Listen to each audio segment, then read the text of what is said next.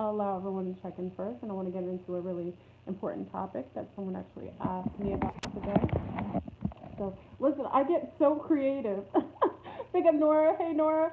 Listen, I get so creative. I know I have a lot of echo. Do you hear an echo? I actually have a microphone. This is my Mother's Day gift.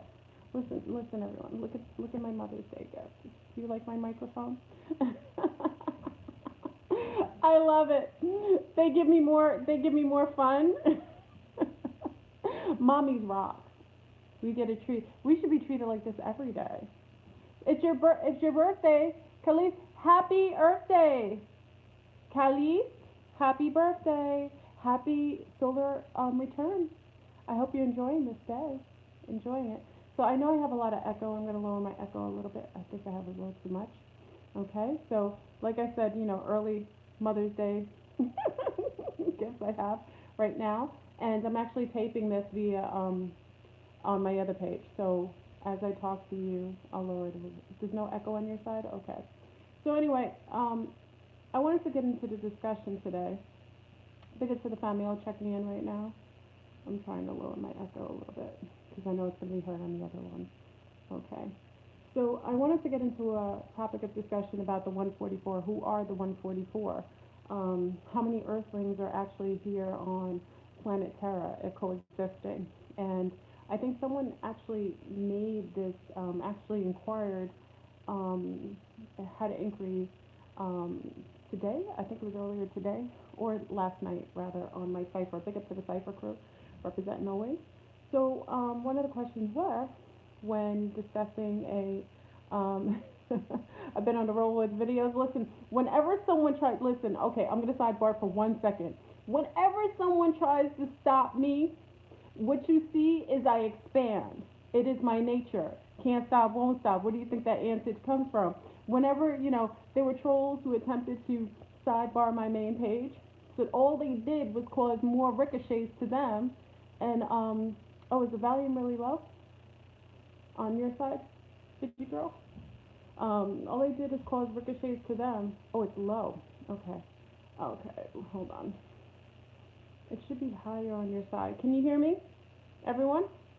Can you hear me on here? Because I know you can hear me on here. Okay. Well, tell me if you can at least hear me, because I think with the microphone, I have the mic on here, and it's probably loud on here. It's just a little muffled. Okay, you can hear me though, right? Okay. So, okay. So just, I got a inquiry yesterday on as far as who are the human beings here. How many human beings are here? Someone added me to, there was another video person who added me to his speech about cloning. And they were discussing, they put little clips of some of my videos when I discuss cloning. I don't want to get too deep into that because, as you know, you can go on Patreon and hear my own answers on cloning. I want to stay clear of that for this video. So when we get in discussions on what we think to be the beings living here, how many human beings, they're always saying that we're overpopulated, right? So they're always telling us that the whole planet is overpopulating, we're creating all this gas, we're over, they need to make sure that they cut the amount of people living. I'm doing it live, so for those checking in on this Dell Goddess, just know that I'm still live on the other I'm also live on the other Fleur Room channel. Can't stop, won't stop. I'm double dipping here. So I just wanted to say, I think there's a misnomer that they keep perpetuating the fact that they keep saying that we're overpopulated, that we are, there's too many humans on the planet, where our carbon emissions is too high, causing global warming. And I purposefully think they're promoting that and propaganding that to disallow for you to really understand that there are not many humans existing on this planet. Though you may see many, many, many, many, many, many, many, many, many avatars globally, there aren't as many people as you think are coexisting here on Mother Tiamat. And you're saying, "Oh, Flurboon, you're making up things again. You're going off on tangents." Hey, Selma, peace, Selma. You're making up, these. making conclusions from your own, theory. Well, um, I don't see the original Flow channel. The original Flow channel is still there. Um, so what I wanted to discuss is the fact of the matter is, and though this may seem shocking to you, and it is what I know to be, and if you have absolutely any input, you know that I always accept it, is that the fact of the matter is, there are only 144,000 souls on this planet. Let me go back again. There are only 144,000 spark souls that we are actually coexisting and cohabitating with. And the other beings that you may come in contact with are either syntheticas, holographic beings that are basically ran on a program that the Matrix is running. So they look real, they seem real, they may even feel real, but they are holographic beings, interactive beings. Kind of like on Star Trek when you go on a holographic deck and you interact with all these beings from specific time genres, and it seems real and seems like you're drinking, a drink. It seems like you're interacting with these beings. Um, so some of the beings that you're interacting with are holograms. The other beings that you're interacting with are biobots and also syntheticas.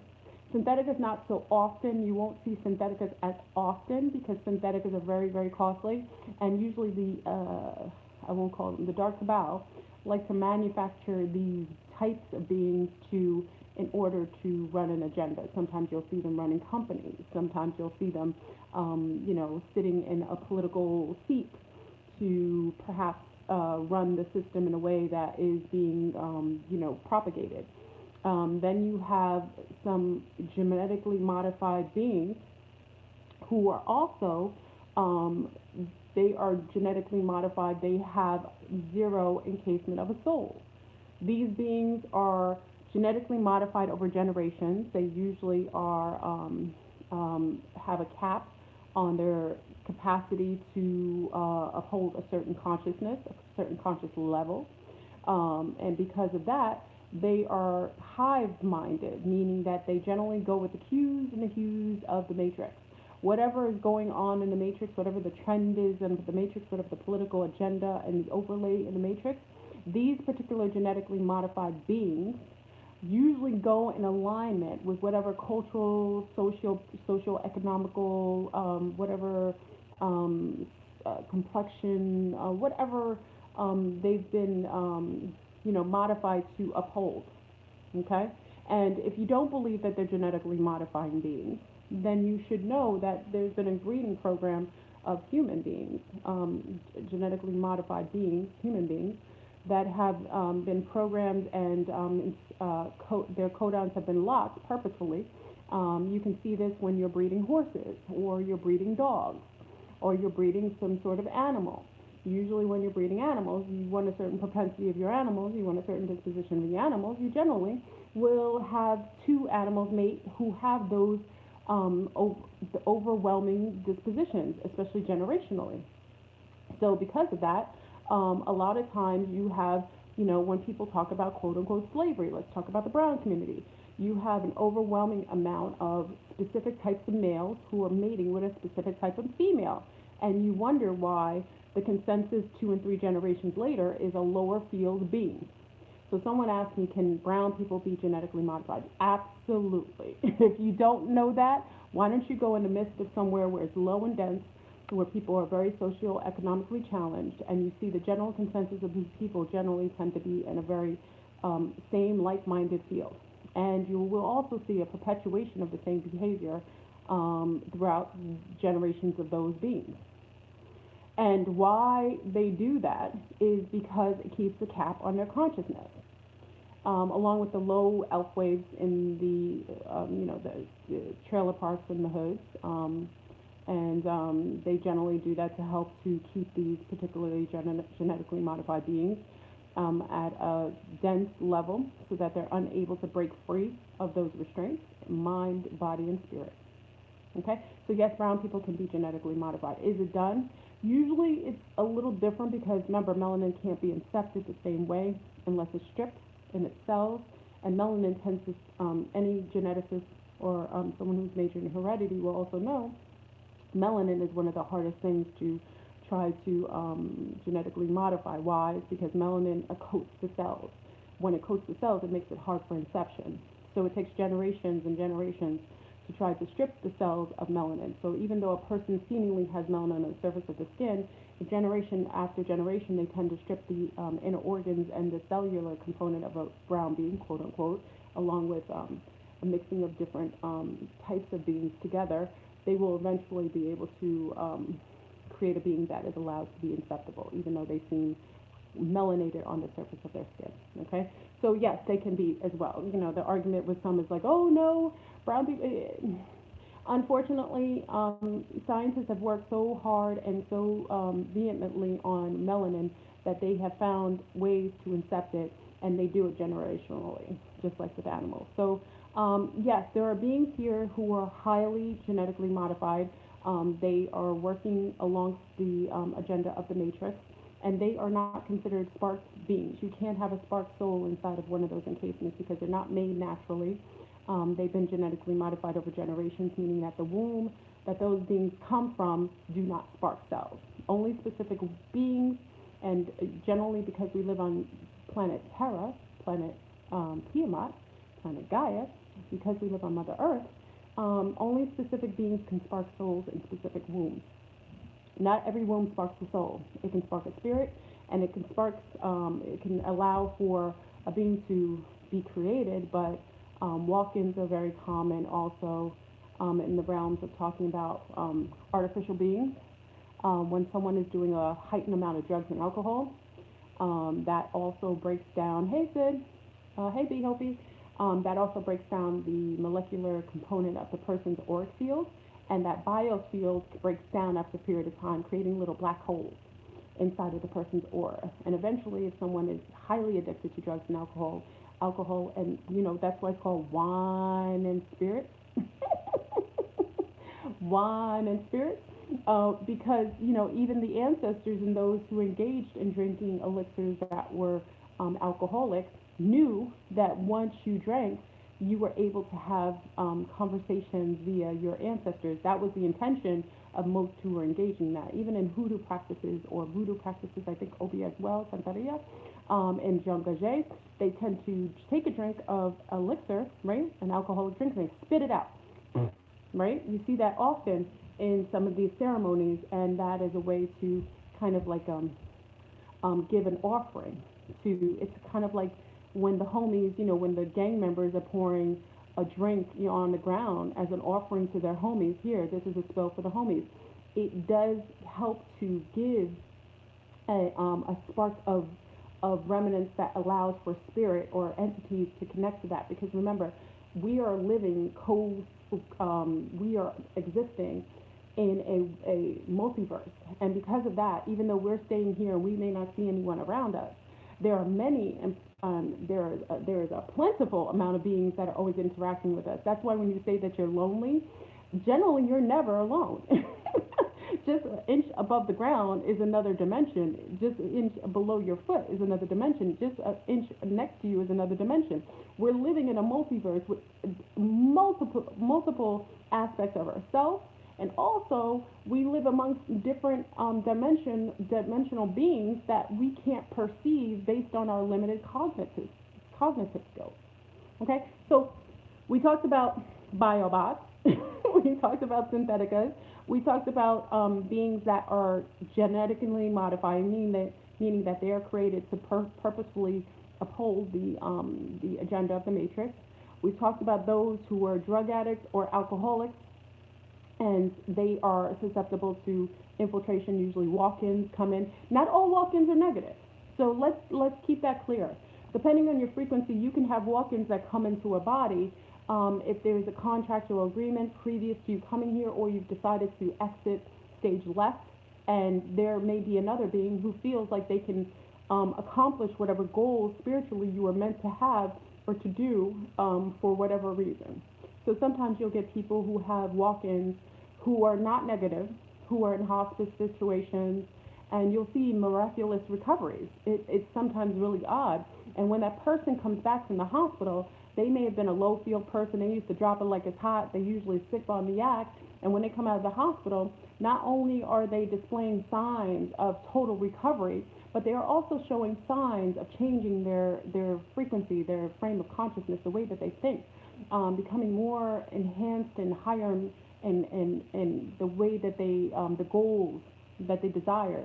They become more helpful. They show up in the world in more positive ways. I've seen walk-ins who are that. So not all walk-ins are negative. I want to make sure that's clear. There are walk-ins that come into people and beings that are not negative, that take on contracts when contracts are being rescinded, and they want to take on that body and finish up whatever goals were necessary to do in that time period, in that frame of time, then they sometimes come in and do so.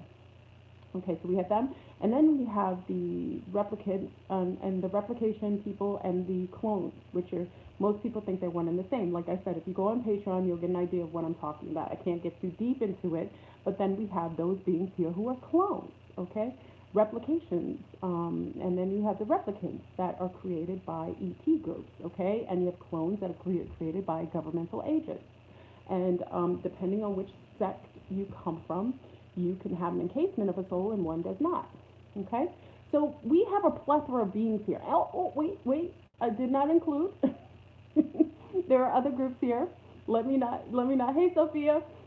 Let me not forget. You have also the interterrestrials, extraterrestrials, and interdimensional that are cloaking themselves as humanoids who are not human. They may look like a duck. They may even walk like a duck, but they're not ducks. Meaning that these people that generally look like humanoids, that may even, many of them may even be parts of your family. They could be people that you work with. They could be people. They could be your doctor. They could be your hostess when you're doing parties. They could be the political figure that you are supporting. They could be the political figure that you are not. These shape-shifting beings sometimes are using technology to help to cloak themselves. Now, if they're higher field beings, all they have to do is basically, depending on which group, the extraterrestrials, there's so many different facets of extraterrestrials that are interacting with us that I can't really state who and what is doing. I know that the higher field extraterrestrials that are cloaking themselves don't require the actual technology to cloak in front of you. They actually have a higher frequency of intellect, and their brain synapses works a little different. So meaning their frequency supersedes anything that we're usually accustomed to. So it's very easy for them to finesse your synapses, your visual cortex. And when they do that, they're able to kind of propel or create an imagery in front of you, cloaking, yes. And they are able to, they're able to, like I said, manipulate your cerebral cortex. And what you visually see is a humanoid in front of you, but what is in front of you is actually another being. Okay? And how do you know if this is the case with some of these clone beings, cloaking beings? Generally, you feel it. We talk about all the time, you know, when I did Breaking the Code, the reptilian code, we talked about when you break the code, it wasn't just breaking the code that you visually see them, it's that you start sensing, your spidey senses start to come online. And generally when these people and these beings, I shouldn't say people, these beings show up, you get the physical cues because they're not from the same frequency. They don't carry the same signatures, humanoid signatures.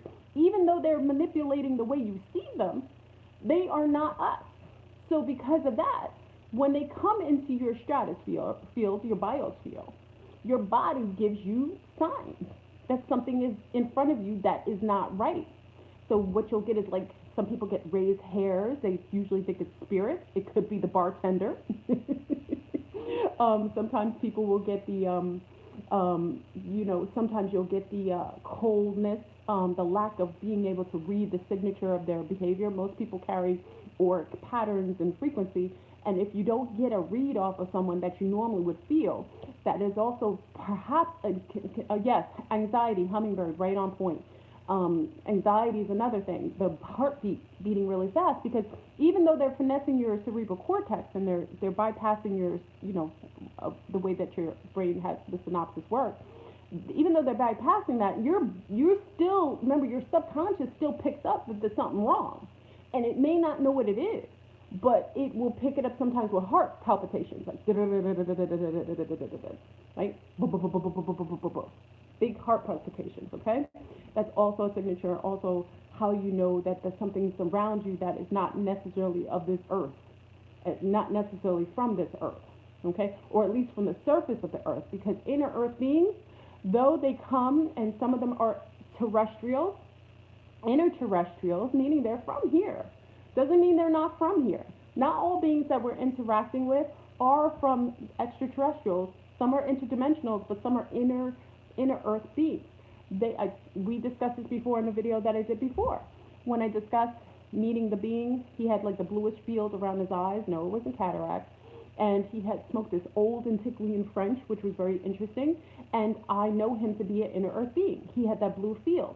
Now, if you watch the movie, what was it, Dune, when they talk about the spice that turn people's eyes bluish, there is an inner earth sun, like a magnetic sphere that is on the inner earth.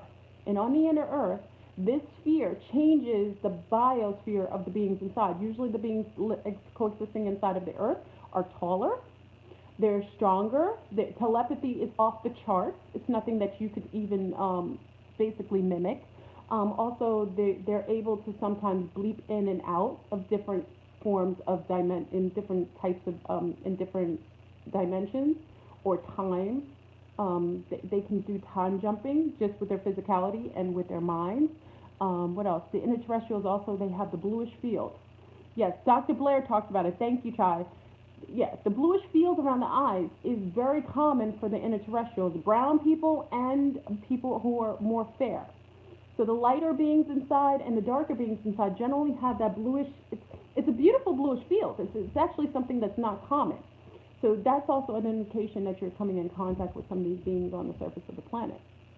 But when we go back into the concept of the 144, my personal opinion is that there are only 144,000 souls on this planet existing at this particular time.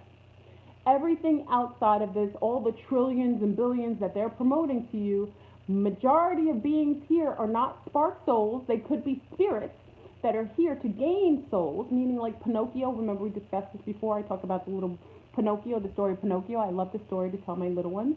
Is that Pinocchio was a wooden made from wood. He was not real. He was genetically modified, right, by his papa, who was a puppet maker. He created this little boy because he wanted a child.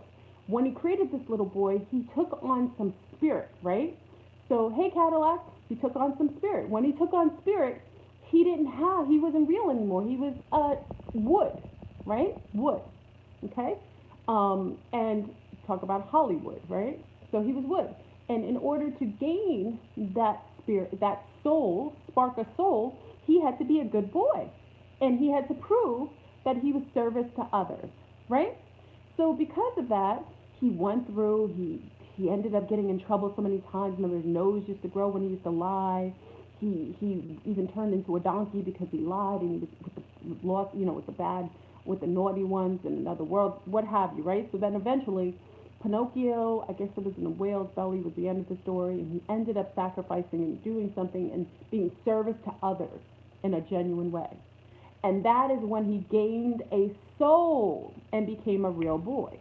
Okay, some of these stories, these wonderful childhood stories, have a lot of validity to it.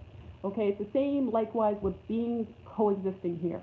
Not everybody has a spark soul. It does not make them negative, and it doesn't make them lesser. It just means that they are here as newer beings who are here to gain and spark a soul by overcoming some adversity. Usually the newer souls that come in generally don't have a harsher life. And I always give you wonderful examples of this, is that when you play Pac-Man, I know I'm a woman of a certain age, I know you're going to hear this, you probably heard this already. When you play Pac-Man at the beginning of the Pac-Man, right? You have the Pac-Man, he's chilling, he's eating all the cherries, he's got 50 million cherries, there's only one ghost chasing him, right? He's fine. He's going around. He's chilling. You know, the Pac-Man is happy. He's gaining points. He's gaining time. The second level, he's got a couple ghosts coming at him, but he can still eat cherries. He could still outrun them, right?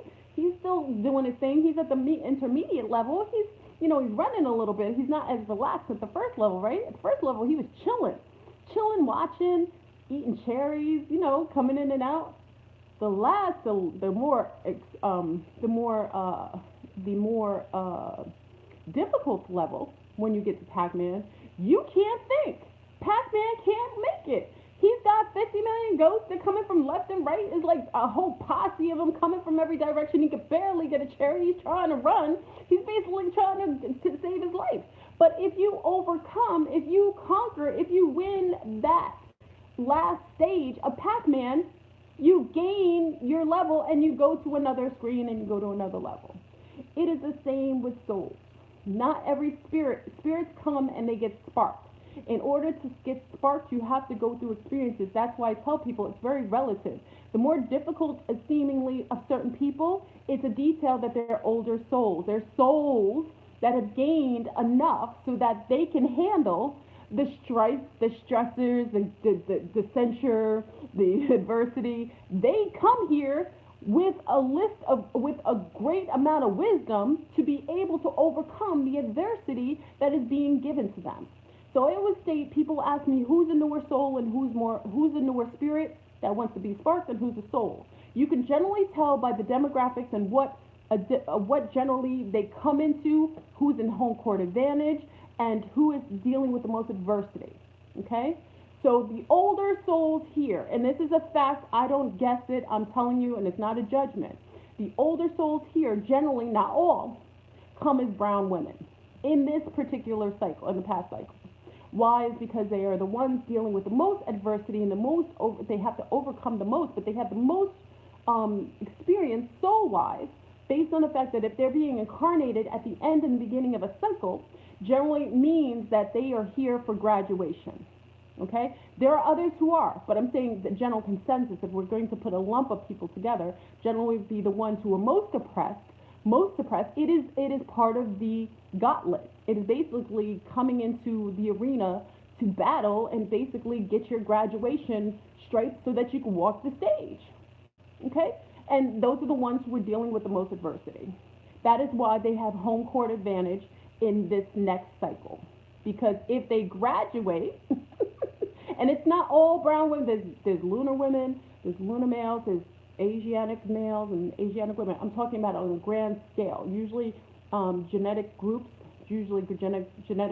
come in cycles to purposefully to gain their graduation, to gain their stripes. When I was a child, I would look at my skin and be so happy and give thanks. Didn't realize until after why. Yeah, it's a testament that you are ready for moving on to a higher level. Now, mind you, just being a brown woman does not give you the rite of passage. You have to earn that. You have to get your stripes. If you watch Aliens vs. Predator with Sanaa Lathan, it wasn't until at the end when she lost all her friends, her homies were all dying, all the scientists were there, she was by herself with an alien who seemed hostile, when she had to do everything on herself. She was in self-preservation mode, but she still was able to uphold her integrity, and also she was able to work in a stance of unity consciousness with a being that did not look like her, was opposite of her, but they worked well together. She earned, remember that little stripe he put on her face? She put on her face? She earned that based on her ability to be a warrioress, even in a sense of being with a being that she had no likeness to. Okay? Unity consciousness is the goal of this cycle. Okay? So if you're a separatist, if you're a hateful person, if you hate people that look different than you, if you don't trust people that look different than you, if you think, and I'm talking to everybody, because it's most people would think it's just lunars who feel that way. No, brown people, we're equal opportunists of hate. There's a lot of hate going on in the world, and it comes from all fields and all sides. Okay, for that reason, that is also a test to see if you will hold animosity, if you will hold a victim status, if you hold a supremacist status over people or feel like you're under people, those are all that's um, oh yes. Okay, 50 girl. I'm just reading her comment.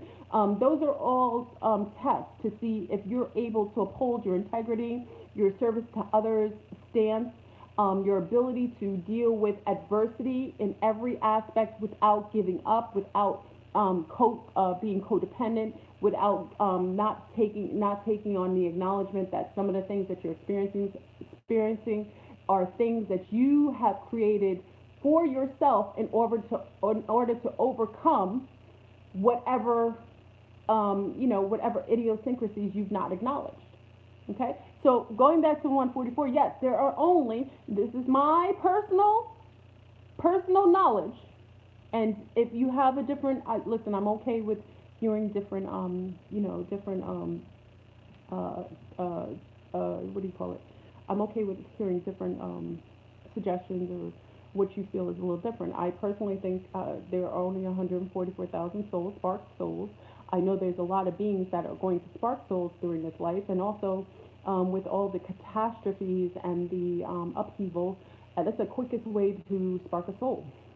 The big up to the people in Hawaii, in the Big Island, on the Big Island, that are going through losing their homes. I mean, it is Montserrat. Us from the islands have seen this before. I've told you that my family's from Martinique, and we had quite a few families that died during our volcanic eruption. I think it was in 1920 or 20 something. I lost a lot of family members. I wasn't born then, but a lot of our family died on such a small island at the time, Martinique. Also, Montserrat had the same issue.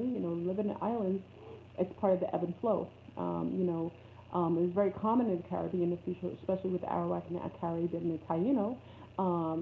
They were migrating people, and that's why sometimes they came on the mainland in Florida and the Keys, or they went to Central America or South America. They did that. It was very common. They didn't necessarily stay. They weren't necessarily people who stayed in one place all the time. So it was very common them moving back and forth, and it was not uncommon. Okay, so the people in Pele woke up, right, Andrea?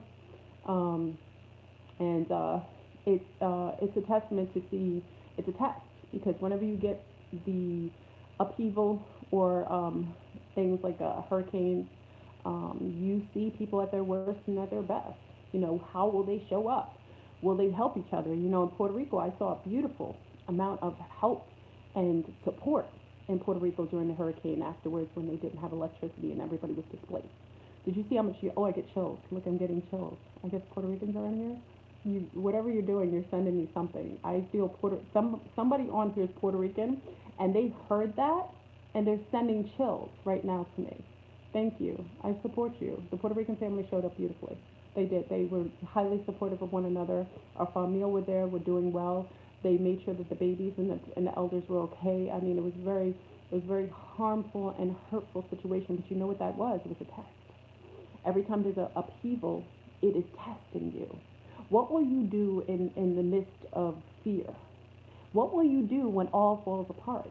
Will you end up throwing people over the edge, throwing people under the bus, only doing for yourself, stealing, pillaging, killing, in order to uphold your own life force, and while letting other people distress and die? Or will you be one of those who shows up, even at the risk of perhaps losing your life, and assist all those who seemingly are less capable? Okay? All these upheavals that are showing up all systematically right now, I don't think anybody on this platform, we have never seen so many catastrophes in a matter of 5 to 6 years. My family, remember everyone, big up to my grandma, Mama. Mama has lived 100, my grandmother will be 102 in December. Big up to Granny. My granny is turning 102 in December. She is 101 years old. Okay, she's from the islands. She's seen it all. She's told me she has never in her 101 years, listen, I'm grateful. I come from a grandmother whose mind is vast, and she's got a memory. She is aware. I remember when my mate's mother, because when I was in New York, I brought my mate's mother to be my granny, and she met my grandmother, and she said if she could hold that If she could be that smart as a whip, as my grandmother, she would be so lucky. Big ups to Kirk's mommy. Yeah, but one, my grandmother said to me, she said, I've never seen this amount of upheaval, disasters, natural disasters, wars, rumors of war. She's never seen. Listen, she's 101. I'm giving you firsthand intel. I'm not telling you what somebody other's ancestors saying, right? I'm not telling you what I heard from my homies. I'm telling you what my grandma said. She said she has never in her 101 years, listen to me, family, seen disaster after disaster after disaster after disaster. She said it didn't happen. She said it just happened. It seemed like the stimulus was 2001. I think she said, yeah, the Twin Towers going down. She said that seemingly seemed to be like a catalyst for a lot of cataclysms to happen back to back to back to back. Okay, so when you get someone who's an elder who's actually seeing these, you know, seemingly, yes, the cause of fake news and infiltrating our minds, absolutely, seeing an overwhelming, over bombardment of all these so-called catastrophes and these upheavals, it's a testament that something is trying to provoke our consciousness, trying to, create something or trying to spark souls. Okay? And like I said, I personally think, I know, me, my opinion, that there's only 144,000 souls. But during catastrophes, during earth changes, during things that are going to cause upheaval, people will be able to spark souls. Okay, and when they spark a soul, that's when they start going through that recycling of gaining and learning and going through a host of wonderful spiritual evolvement type of experiences via incarnation. Not all beings go through an incarnation. That's very unique to the Earth. Okay, and other solar systems that is not necessarily required or needed. Okay, usually there are some species of beings that just choose to leave this form and go into another one. That's when I go into cloning. Cloning is the governmental version of replication. Many ET groups create their own bodies for their souls to be encased and placed into those new bodies when they're ready to transition into it. Actually, that's what it's called, transition. It's transitioning into a new body that they've created for themselves to do the next 100 years or so. Okay? But, cloning here has been more diabolical. Okay? So when we talk about the case of the 144, I also denoted that the pole shift will truly happen when their 144 become super conscious to a certain degree, meaning that they gain so much, their frequencies raised to over 60%. I guess if you watch Lucy, you'll understand what I mean. If you raise your consciousness over that 60% point, I know that that's when we will end up triggering the pole shift. The pole shift is happening within us, and then we trigger it and manifest it, and the planet will follow suit. Okay? So the planet is just following a lot of the cues of us, because as inside, as outside, as above, so below. Everything is transforming, and thoughts are things. Also, that's why they put so much propaganda on all shootings and stuff, all those false flags, is to promote fear, to put you in a constant state of upheaval, so that you can never be conscious enough, you can never be comfortable enough, you can never be cohesive enough to actually absorb what is necessary to raise your level of consciousness. Okay?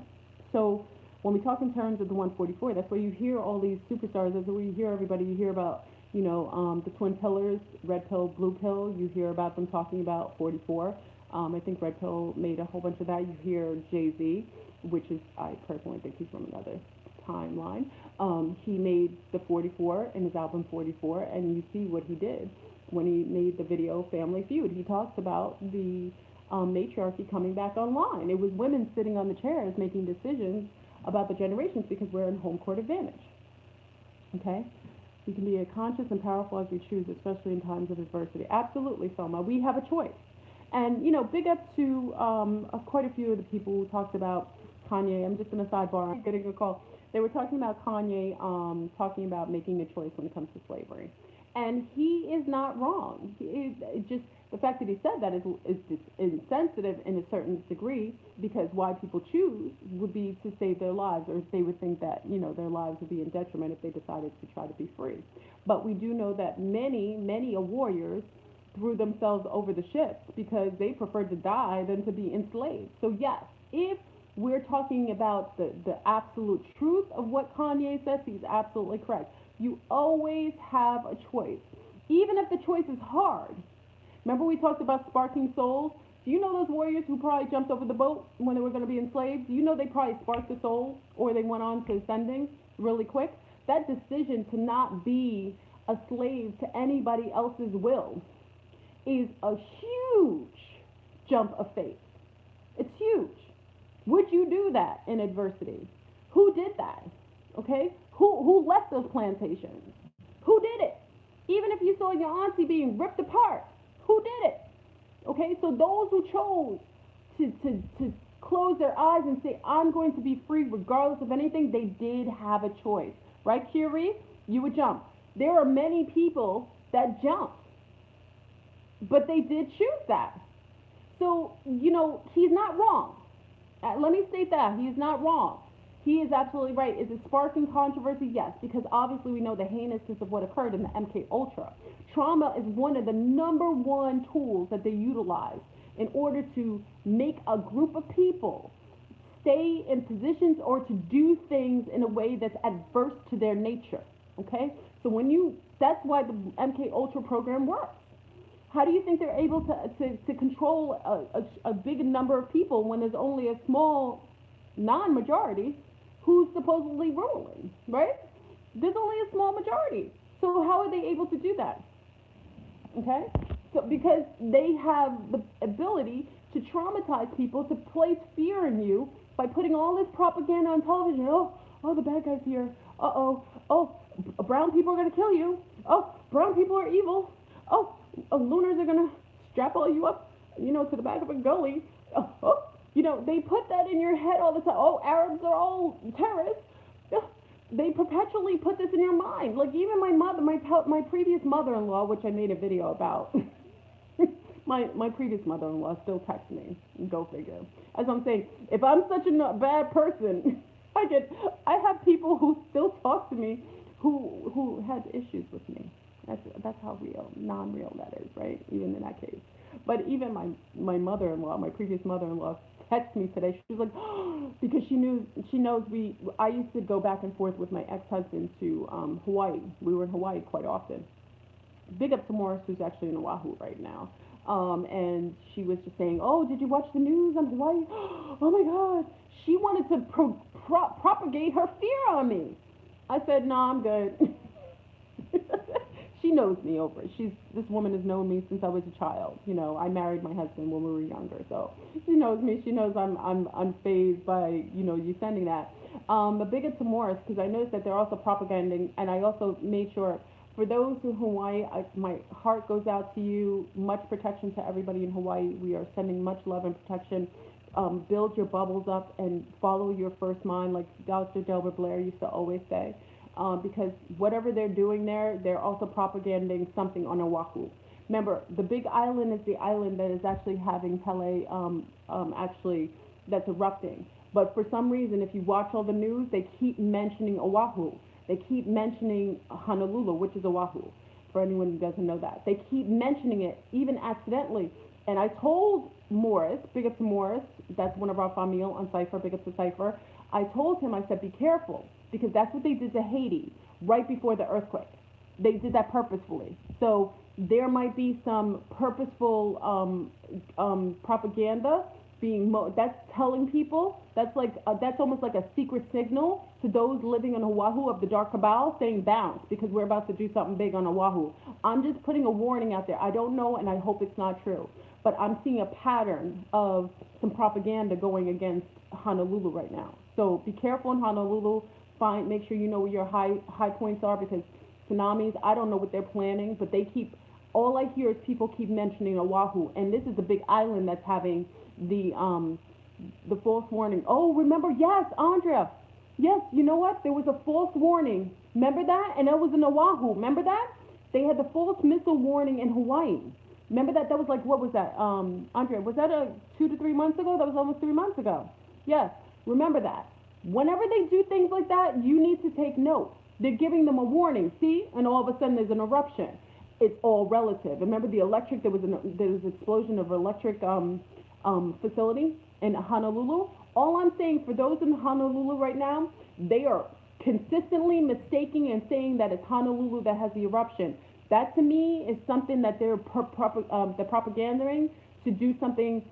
Whether they're going to create some geoengineered weather issue, whether it's a tsunami or something. I just remember before Haiti, I paid attention to it. They did it in Haiti, and what was it? 2 to 3 weeks later, bam, there was a huge earthquake. Okay, so be mindful. All our family on all the islands. I know Maui's a little further away. Those on Kauai, just be on red alert. I noticed that they're targeting Oahu for some reason. And remember, that's where the military base is. And remember, that's a military town. So remember that, because we have a lot going on in Syria. Iran is about to hit Israel right now. So remember that. We got North Korea and South Korea buddying up. I told you a couple weeks ago, I said, be careful with the electrical pulses they're about to do. Pearl Harbor's there, right? And thank you, Jackie. Pearl Harbor's in Honolulu, Oahu. So we got to be mindful. Whenever there's smoke, there's fire. And I just remember the cues. You know, a woman of a certain age, I noticed that always things are in patterns, and patterns generally is cylindrical. Okay? So for those in Hawaii, make sure. Lately I've been seeing moo. Ooh, yes, Robert. There we go. That has to do with Hawaii. And remember, what was the last Disney movie? What was it? Moana. Remember that?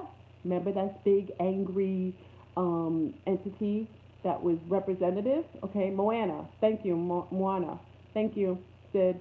Thank you, Hummingbird. Moana. Remember that whole thing about the volcano? Remember that? Everything coming up. You see, that's predictive programming. Here we go. We got predictive programming coming out there, and all of a sudden, bam! What do we see in the Big Island? Okay, so we just saw that. And then all of a sudden we're having the same thing that you see on Moana happening right now.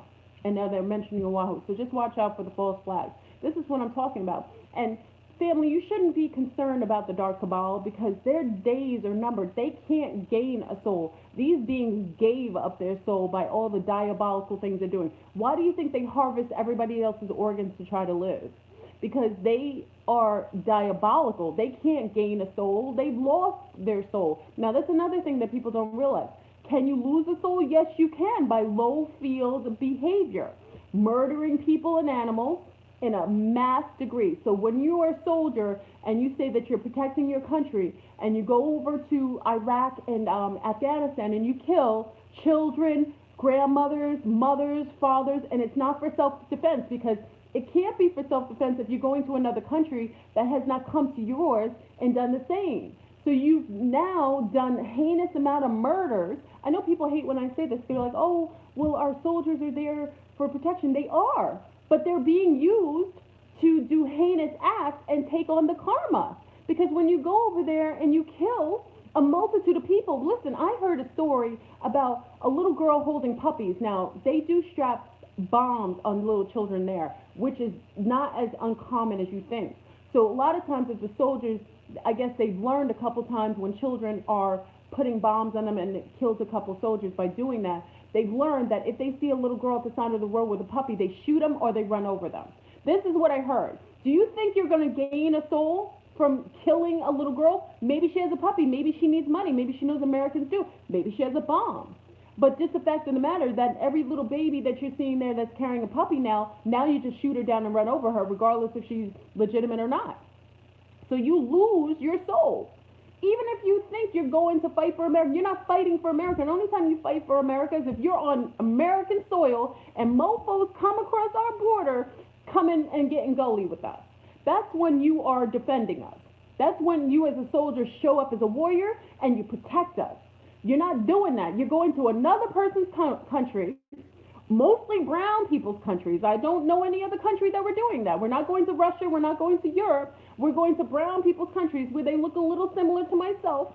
And you're going over there and minding other people's business and you are killing and raping. We don't even go into the raping of women that are virgins, that when they're raped, their families won't even take them in anymore. A lot of times these women are ostracized after these American soldiers rape them. A couple, meaning they're running trains on some of these remember, women wearing these beautiful robes and so on, they're not to be touched. They have a repertoire. They're not to be messed with. When you go over there as a soldier and you're raping women who come from a culture where it's very important for them to keep their virginity, and you stain her for generations, nobody will touch her. Her family might extradite her, and they might even kill her. So we don't even talk about what's going on over there. So for that reason, we have to be mindful. Ooh, did you see that? Wow, I just saw something show up on the screen. This is interesting. You don't see it on your screen. I see it on the other screen. The screen totally changed colors when I was talking about that. That's interesting. Okay, I'm just saying, I'm just saying that we need to be mindful of what we support. I support soldiers that protect us, that protect us under the appropriate circumstances and situations and scenarios. I support that.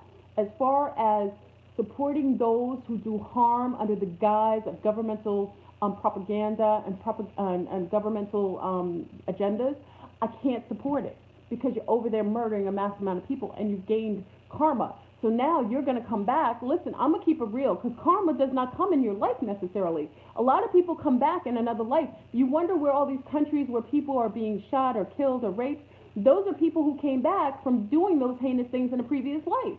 So all these soldiers who sit here and rape people and kill people, numerous amount of people, they're going to come back incarnated in war zones where they're going to experience all that they have placated, all they have created for others.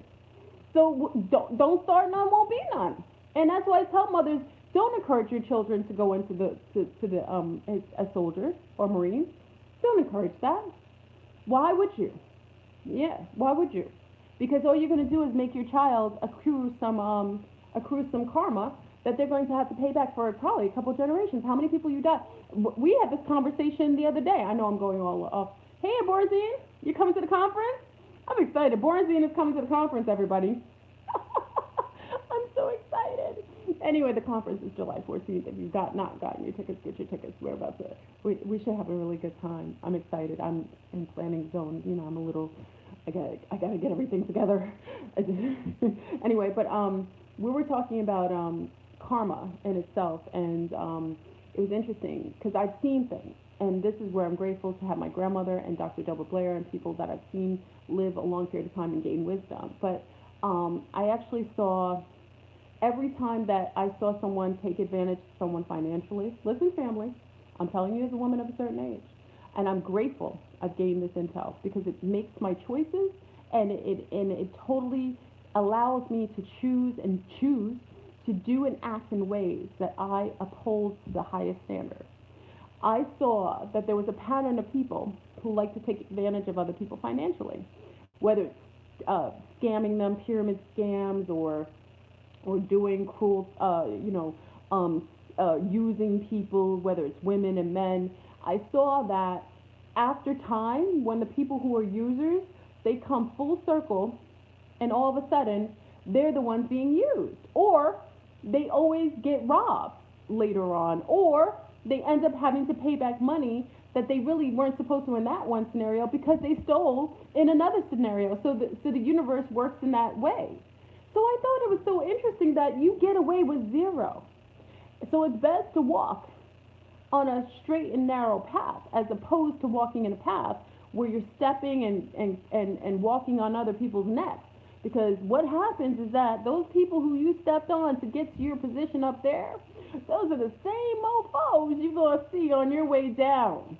And when you're down there, you're going to have to deal with a host of repercussions and deal with the people that you thought you would never be amongst. So be wise in your choices, and also teach your children to uphold themselves in a higher standard. I always, my mother was a teacher and facilitator for over 30 years, almost 30 years, 30 something years. I was a facilitator, still am occasionally. And one thing I learned is I always can tell parents by their children. Okay? not judgment, it's an observation. And parents don't realize, listen, parents, what you do, including myself, in just and in truth and in lies, shows up in your offspring. So when you are a dastardly person in your behavior and you do things that are less than kind, you will have children who either show that or are victim to that. Listen to what I said. I said they either show it or they're victim to it. I had the privilege of seeing karma in a way as I grew up of those who were very cruel to me in my youth. Remember, I spoke differently. I had a strong accent. I was a little geeky, when I was younger. And there were people that said some unkind things and were cruel to me without provocation. I wasn't really a battler like that at the time because I was still struggling with who and what I was. And I found it interesting that as adults, as we see all our children come together, I'm from a small town, big up to Mount Vernon. That's a very small town, so you get to see everything. And yeah, it's interesting how you watch that those who are bullies to me, their children are being bullied now. And they have it's interesting that they will bring it up to me, even though they did it to me, with a lack of self-awareness. Listen to me, family, a lack of self-awareness. They will bring up that their children are being bullied, even though they bullied me. And they don't see that that is a cylindrical karmic debt that comes on to their offspring. So teach your children better. Be better.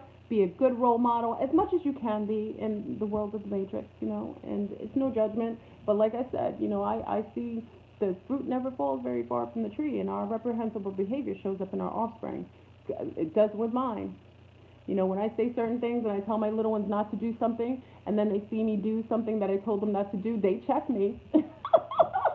Mamas, you know that, right? When your little ones look at you, isn't it funny? When you tell your little ones not to do something and then you do it, they will tell you. And I have to say, you know what? You're right. You're right. I have to, you know what I mean? So you get humbled when you're a parent too. You get humbled because some of your reflection is showing back at you, and I think it's a wonderful way to see aspects of yourself. You know what I mean? I think it's a wonderful way to be able to see aspects of yourself that you need to heal and maybe address. Okay, so it's funny when it happens though, because when they start becoming talkers and walkers, that's when they start to see it as like, oh, mommy's got to get it together. So I don't talk from a placement of perfection. I talk from a placement of I have to learn better and do better. You know what I'm saying? So anyway, I'm off the topic of 144. So anyway, the 144,000 people are, many of you are the 144,000. Wait, yeah, they used the GI Bill trick to get me to sign up. Oh, what happened? Okay, sorry. I was reading the comment. How come I can't read it? Oh, okay. The GI trick, it was not to help me progress in educational studies. Yes, they will utilize, and this is what I'm saying, a lot of times they trick people into going into the military, and I don't judge. Listen, I don't judge, because a lot of times, I remember when I graduated high school, hey, commentary by Coco, I remember when I graduated high school, and some of the boys that I went to school with could not afford college, like their parents just didn't have it, right? It's Skittles. Skittles, you changed it. I love it. Change it up. And, they didn't have options. It could be a trade school, but they didn't want to do trade school. And the allurement of the military people coming on the high school grounds was, we can give you free education, you can get your college degree for free, you get to travel the world. Remember? Many of you gentlemen, you were being solicited by a lot of the military, whether it be Army, Navy, what have you. I remember they came to the high schools and colleges, and they purposefully would say to people, the young men, hey, you can get free education and you can travel the world. But they don't tell them the host of other things. You don't have any free will. You have to get up. It's like being in a prison. You have to get up at a specific time. You have people tell you what to do, how to do it, and when to do it. Okay, so, and then when they get there and they're forced into these warlike situations for their own survival, they choose, remember, I can't get mad at Kanye right now. They choose to partake in mass genocide based on the propaganda and the propelling of their government and the agenda of the government. placing them in the positions where they're forced to have to kill in order to be part of whatever organization they chose. And this is where it's dastardly. You know what I mean? It's like trickery. And I understand that. I understand that. I don't judge them, but I'm just saying it's no judgment. It's just karma. You know, when you kill a whole lot of people, there's a karmic debt to pay for that. You know what I mean? So, you know, what goes around comes around. Unfortunately, even if you feel forced into it, you still do it. And then when you do it, there is a debt, because every life that you take, there must be something there is a residual. There is a payment due. So, you know, it's unfortunate. It's unfortunate. Right, they tell the perks. Yeah, they tell them the perks that get them involved, and they make them take away their soul, because if you kill enough people, you lose your soul. And if you see, I had a girlfriend, biggest my homegirl, she's like a sister to me. Her father went into the Vietnam War and never was the same when he came back. He was having trauma, waking up in cold sweats in the middle of the night, thinking he was fighting the enemy in his house with his children. He wasn't even the same person. He was just a different person. He was drinking. He had to drink in order to keep himself somewhat sane. Like, he became a raging alcoholic after he came back from the Vietnam. This is a normal man. Like, before he went to the Vietnam War, he was cool. He was sane. When he came back, whatever he saw in the Vietnam War made him lose his mind. And he was no longer a good father or a good husband. He turned into a monster. And it's not an uncommon story for many, many soldiers who deal with post-traumatic stress from seeing people's heads blow up, children being killed, raped, pillaging, their friends' legs being blown off. They see a whole. How could you be sane after that? So I kind of went off in a. I kind of went off on a tangent here, but I just wanted to say, you know, my dad was a helicopter. If he ever killed anyone, he couldn't tell me. He's a wonderful husband, father, though. Aw, I love that, Eliza. He's a testament. He's a special man. He's a good man. Okay. So, you know, I think maybe it doesn't traumatize everybody. Maybe some people can uphold that. Maybe he saw something differently. Maybe on the ground it's a little different. I don't know. Shell shock. That's what they call a shell shock, right? Yeah, my husband 100% mentally disabled. Yeah, they don't tell you that. They'll tell you all the good stuff, right? You get to travel. Yeah, you'll go to Afghanistan, but you go and do dirt when you're in Afghanistan, right?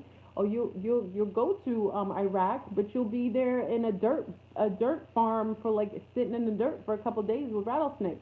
I mean, they tell you things like that, and they allure these young men, and then they go there. And also, I would just speak to the females on this platform, is that a lot of times they send these males away, so we have less males to mate with.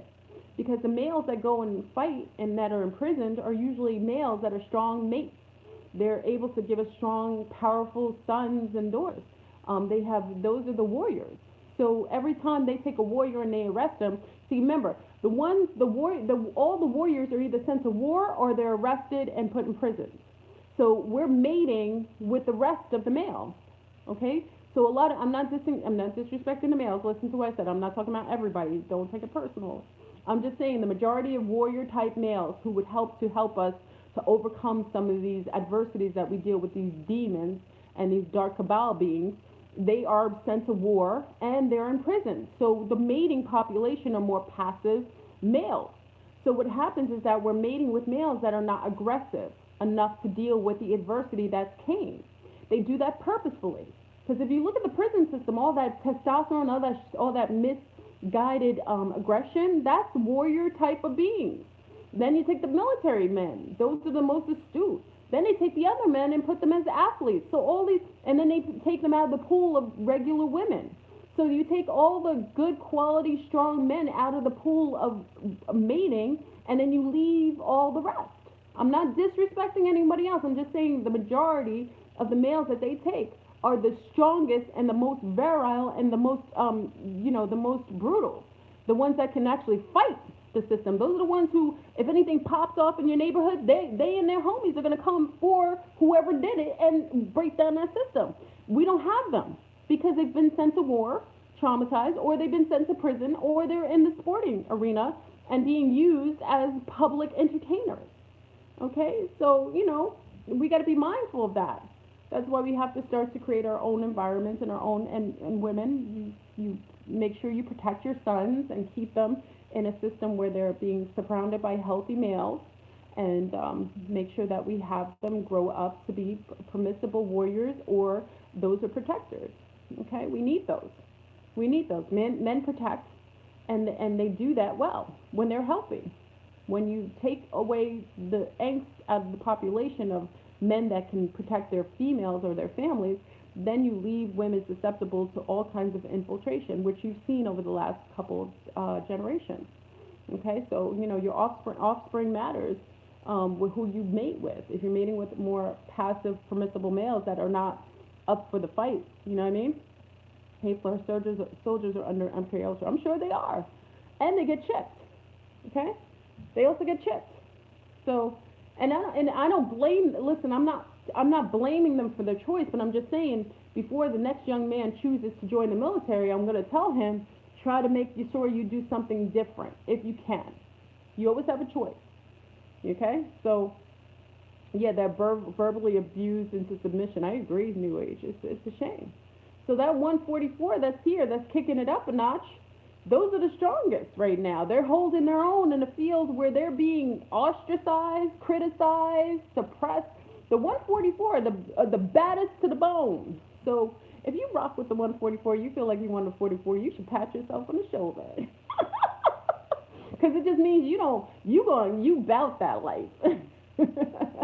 So if you own that you're one of the 144,000, you need to own that up to the fullest, because you're about to be here when all this madness ends. Pat yourself on the back, each one of you. You need to take ownership of who and what you are and say, I will surpass this level of indoctrination. I will move to the layers that are superseding this debaucherous jail cell block that they placed us in. Yes. So, big up to the 144 in the house. We about this life. Okay, so, just be mindful. Like I said, we've got a lot of these beings out here. Be careful with the holographic beings. Sometimes the holographic beings seem so real, but they would distract you. Another thing that works is be careful with Facebook. I went on Facebook, it was yesterday. I swear, I don't know what it was. My hand was shaking. I was on Facebook. I couldn't turn away. I was like, what is that? I needed to go do something, and I had to keep scrolling. I was like, oh no, they're doing something. It's entraining your mind, because my hands were shaking, and I kept looking at the screen. I was like, that's some form of, they're doing something with the synapses, with the low alpha waves. So be careful with the, Wilburn, why are things seeming like they are very defined and shrinking? Oh, Shara, good question. Shara, you know what's so funny about that? Shara, oh my gosh, you just, okay, wait, Shara, you don't realize how relative you are. Pick up to Shara right now, lovely. Shara, you know what's so crazy about that? I looked at my truck yesterday, and it's so funny you said that, because I went to go walk the dog, right? I have to walk my dog. She's older now, so I can't wait. I tell you the realness of my life. So I go outside, right, and I looked at my truck. I was like, why does my truck look smaller? I looked at the truck. I have a big truck. Anybody who knows me, I have a big truck. His name is Bruno. I named my truck Bruno. Big up to Bruno. He keeps it safe. I looked at the truck. It was smaller. I was like, what's that? I was like, why does my truck look small? You said something that I just saw yesterday, and I need to pay attention to everything else. So I noticed that my truck looked like it shrunk. Like, did I grow, or did the truck get smaller? Thank you for that, Shara. Everybody pay attention to what Shara just said, because I noticed something yesterday. Something yesterday I noticed for the first time. And she just mentioned something that I totally just kind of saw and was like, okay, I got too much on my brain. I don't want to even accept that. Wait. Listen, when you have too much in your consciousness, listen, I had too much in my, yes, this is an experiment. Look at this. I love this cup, this place. It's a light bulb. Hold on. Oh, let me just, another sidebar. I know this isn't live, because everybody's watching this on the other channel where I'm going to upload this. It's going to be like, why should... Listen, I'm really upset at all the macadamia hoarders that were out here buying all the macadamia nuts, because one island of Hawaii is being engulfed with lava. You macadamia hoarders need to stop it. You've got people out here, as soon as one disaster happens, they go crazy. Someone bought all the macadamia nuts everywhere around, and then they hiked up the macadamia nuts to like $21 a pound. What is going on with this world? You know, because I can't mess with all the other nuts, right? Because I have to be raw because I'm trying to look beautiful for you guys at the conference, right? So trying to keep myself, you know, astute. And I go and try to get some macadamia nuts, and it's $21 a pound, and then some nut went to Trader Joe's and bought all the macadamia nuts. Shame on you, macadamia hoarder. I'm sorry, I had to get that out. That was so, what I'm saying. I know it's a mother's listen. Sometimes I'm a mom. I like what I get when I get it, and I don't like when I go and these hoarders go and buy all the. What are you gonna do with all the macadamia nuts? Wait and then sell it for. I like the simple things in my life, and I just wanted some macadamia nuts today, so I ended up getting this. Right. This is yummy. Let me show you what this is. I'm eating this. It tastes like a fig Newton. I'm sure everybody here. Look at this. Oh my god, it's so good. I know. I just bought this. I bought this today because I couldn't get the magnet. I know you're laughing at me. D. Griff is laughing at me. Listen, I bought this today because it's really good. It tastes like a fig Newton, and it doesn't have it's like a fig bar, but it doesn't have any of the bread. So it's just like pure like raw. So if you want to get this, it says Trader Joe's. Listen, I'll always give you the deals, and it's deals and deals. Okay, this is really good. A guy who has a crush on me, at Trader Joe's, opened up the pack so I could taste it, and that's abundance. You know that's abundance when someone allows you to taste it. He let me taste it. I was like, oh, I'm buying it. anyway, anyway, so the 144, you're fine. Just stay away from those holographic people. They will try to sidebar you. Um, they'll try to keep you from. They'll try to get you off the path. Keep focused and keep moving. We're not going forward. We're actually going back. Remember when Wade 13 was on? Big up to Wade 13 who was on the show the other night on Aquarius Rising Ninth Gate. He actually went into. He said we're not going upward. We're actually retracting. We're actually going back to 0 point. So what we think they keep telling us we're ascending. We're not ascending. We're actually going back to 0 point. So we're going to start going backwards. Yeah. So remember when I told you remember when I told you about the rainbow? You know that crazy woman attached herself to my channel. You know, big up to the attorneys who deal with people who are stalkers and crazy. But remember I made the video. Remember I told you when I went through the rainbow experience, I was walking backwards to avoid these holographic beings, and they turned to dust, black dust.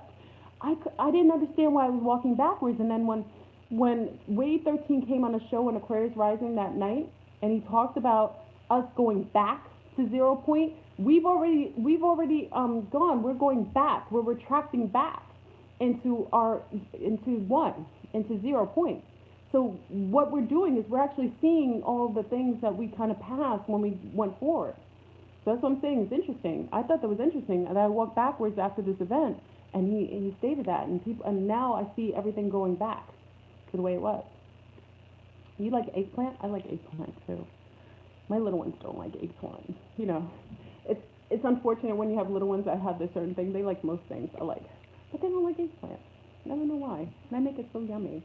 You know, I make eggplant bacon sometimes. It's really good.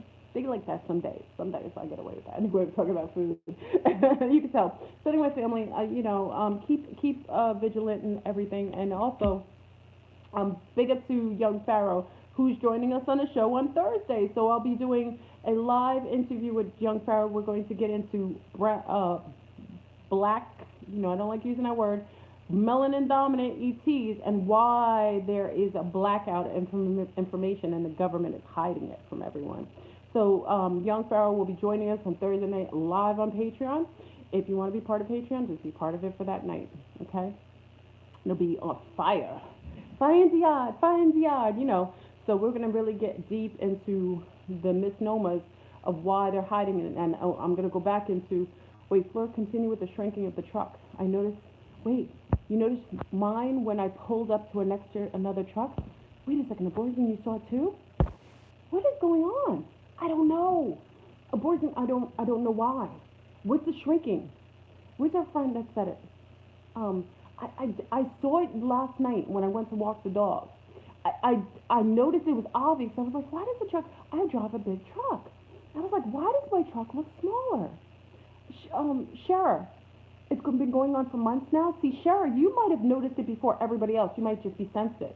your ability to discern is a little, you're probably more heightened. So you noticed it before everybody else. Because I just noticed it yesterday. And then the Borenstein said the same thing. Shara, what do you think it is? Let me see who Shara thinks it is. Shara, what do you think is happening? Oh, it's just like a fake note. And I'm sorry. I shouldn't be eating on the video. I apologize. And the vibrations. I was dreaming owl. What's the mystery? Owls are also shape-shifting grays. Be careful with the owls. Oh, the tickets are, Borenstein said he doesn't know. The tickets for the conference are two prices. For those attending the conference, remember I said I was making the conference more affordable because the original ticket for the prices, which was for everything, there was a rooftop party, it was for brunch, it was for the whole day, was $300. But some people wanted to come up with mates and partners, so I said, listen, you can just pay for the regular conference, just conference itself, no rooftop party, anything, but you can come to the conference and chill with us for $150. So conference is $150 for just the conference, and VIP means you get all the goodies and other stuff is $300. I mean, it's cost to value, it's beautiful. And remember, I paid everything out of pocket, and I'm flying everybody here. Yeah. If you want to pay, go to 13flirbrun13 at gmail.com. 13flirbrun13 at gmail.com. Get your tickets because I can't hold. I'm holding a few for the Cypher crew because a lot of Cypher people are getting their cash together. Remember, this is all for the sanctuary. Every dollar. That's why I'm not using any of the money for what's coming in for the tickets. That's all for sanctuary. Every dime, everybody who's being flown in, everybody who's staying here is on me. So I'm doing everything.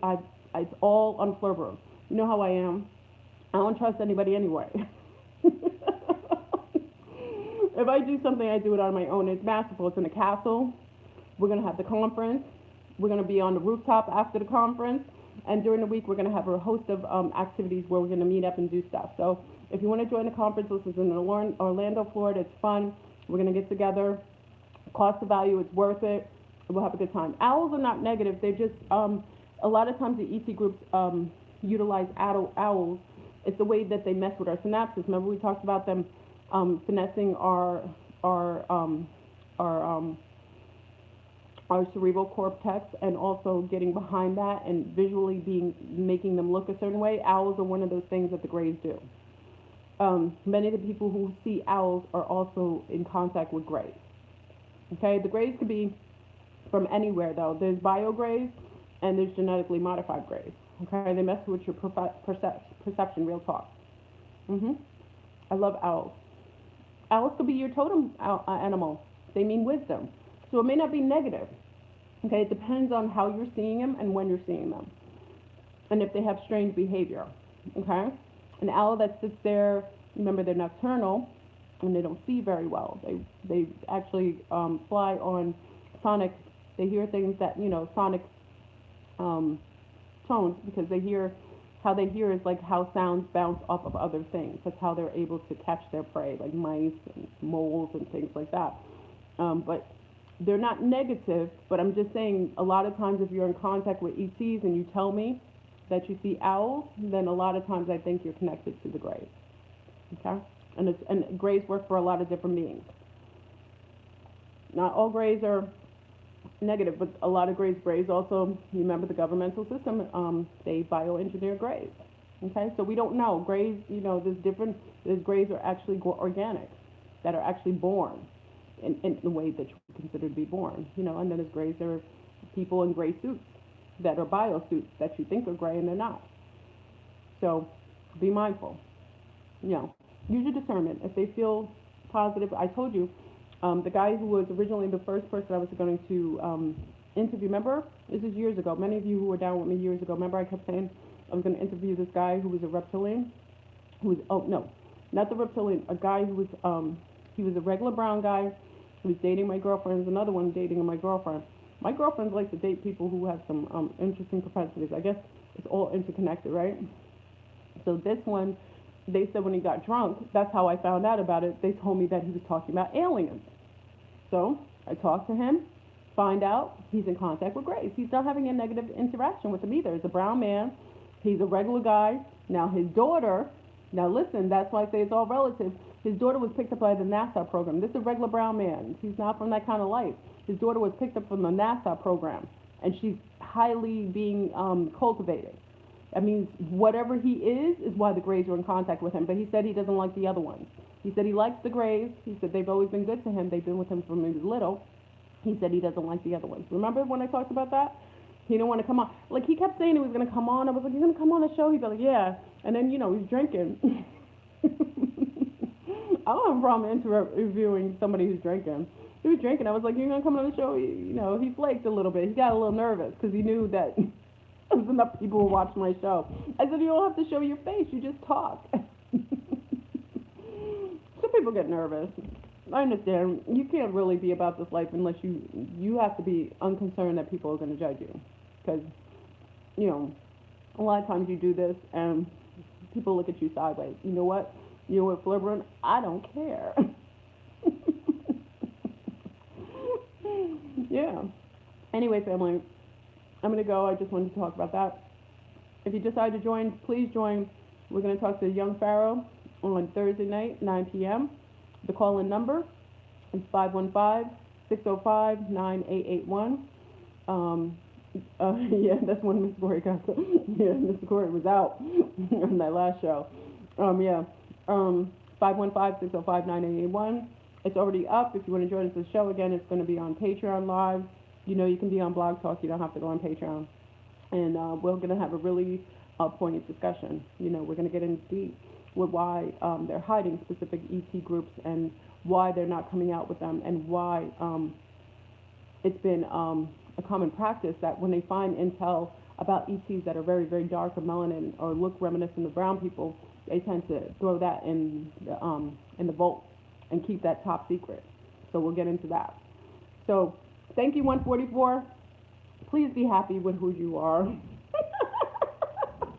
And I'm always grateful to have the platform. So again, join me Thursday night, 9 p.m. Eastern, as you know, for another interesting topic of discussion. And thank you for joining me today. And if you're in 144, like I said, pat yourself on the shoulder. It means that you've overcome a lot of the adversity of different incarnations, and you're about to break out of Dodge. We're about to break glass. We're going to be out of here. All right? So I love you. Have a wonderful day.